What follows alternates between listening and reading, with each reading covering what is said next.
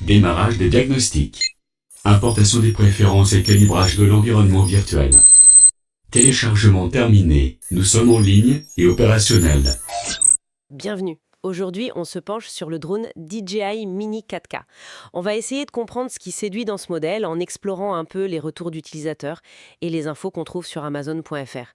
Alors nos sources, c'est ça. Beaucoup d'avis clients récents entre l'été 2024 et le printemps 2025. Ça vient d'un peu partout, France, Turquie, Pays-Bas. Et on a aussi les descriptifs produits. Le drone est listé depuis avril 2024. Et franchement, ce qui saute aux yeux direct, c'est l'énorme quantité de retours positifs. Surtout de gens qui débutent avec les drones. Ah oui, c'est très net. Les 5 étoiles sont vraiment fréquentes. On a Ones Mert Ünal en Turquie qui dit meilleur drone de sa catégorie. Eric aux Pays-Bas, Primading, donc super appareil. Nathan en Belgique, il aime la qualité, la facilité. Miloche en Pologne le trouve rentable. Et en France, André est bluffé par la stabilité, l'image. Eric Toronto le trouve trop génial. Et ça continue comme ça. Cathy, Christophe, Francis. Oui, tous très contents. Même un avis très détaillé. Celui de Climax est super positif. Le fil rouge, c'est vraiment ça. Idéal pour commencer. Justement, cette idée qu'il est destiné aux débutants qui veulent de belles images, ça revient tout le temps. Techniquement, qu'est-ce qui le rend si adapté ? Mais il y a 2 gros points forts qui ressortent. Premièrement, la qualité vidéo. C'est de la 4K et surtout, elle est stabilisée par une nacelle mécanique à 3 axes. La nacelle, c'est ça qui évite les tremblements. Exactement, ça donne des vidéos hyper fluides, sans secousse. C'est ce qui fait dire aux gens que c'est cinématographique ou que la qualité d'image est spectaculaire. André parle d'une stabilité vraiment impressionnante. D'accord, et le deuxième point fort ? Son poids, moins de 249 grammes.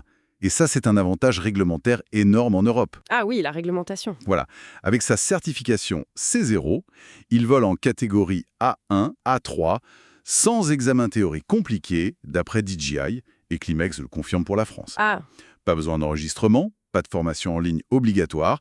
C'est une grosse barrière en moins. donc, belles images, faciles côté paperasse, et la prise en main elle-même, elle est simple. Oui, et c'est ça qui est intéressant, cette facilité d'utilisation, elle est louée constamment.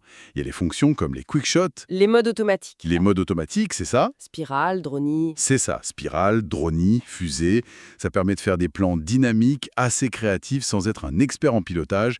On ajoute le mode panorama et on comprend pourquoi il plaît à ceux qui veulent de beaux résultats sans galérer. Bon, c'est très positif tout ça, mais il doit bien y avoir quelques points faibles, non ? Les sources en parlent. Oui, bien sûr. Quelques nuances.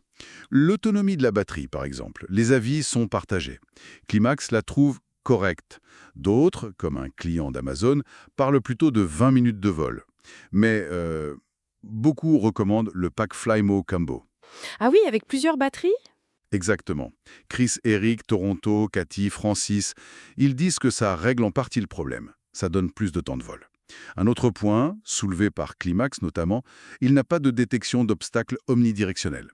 Contrairement aux Mini 3 ou 4 Pro, qui sont plus récents ou plus chers. C'est-à-dire, il ne voit pas sur les côtés ? Voilà. Il détecte uniquement vers le bas. Donc il faut être vigilant en vol. Il ne va pas s'arrêter tout seul s'il y a un arbre devant ou sur le côté, même pendant le retour automatique au point de départ, le RTH. D'accord, c'est un point important à savoir. Vigilance accrue. Et à part ça ? Bon, des détails plus mineurs, l'application DJI Fly, elle est indispensable, mais il faut la télécharger sur le site de DJI, pas dans les stores habituels, type Play Store ou App Store. Quelques utilisateurs le signalent. Ok. Et puis certains trouvent le manuel un peu léger ou regrettent qu'il n'y ait pas de housse de transport dans la version de base. Mais ça reste des critiques mineures. Si on essaie de synthétiser un peu tout ça, qu'est-ce que ça nous dit sur ce Mini 4K ? Concrètement, il apparaît comme une super porte d'entrée pour faire de la vidéo aérienne en 4K.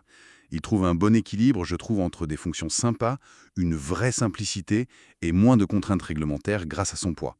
Les compromis comme les capteurs limités ou l'autonomie standard, ils semblent logiques pour le prix. Et surtout, bien acceptés par la majorité des utilisateurs vu leur satisfaction globale. En somme, les retours sont vraiment convergents. Le DJI Mini 4K est un succès, surtout auprès des débutants. Ils aiment la caméra 4K, la facilité d'utilisation, la légèreté. Les limites existent, oui, l'autonomie si on n'a qu'une batterie, les capteurs, l'installation de l'app, mais ça n'a pas l'air de gâcher l'expérience globale. Les gens disent excellent, parfait. Ils touchent une corde sensible, clairement. Faire de belles images sans se prendre la tête avec la complexité des modèles plus chers. Tout à fait. Et ça soulève d'ailleurs une question intéressante, je trouve. Cette popularité des modes automatiques, les quick shots dont on parlait, qui est si évidente dans les retours, est-ce que ça montre pas une évolution dans l'usage des drones par le grand public?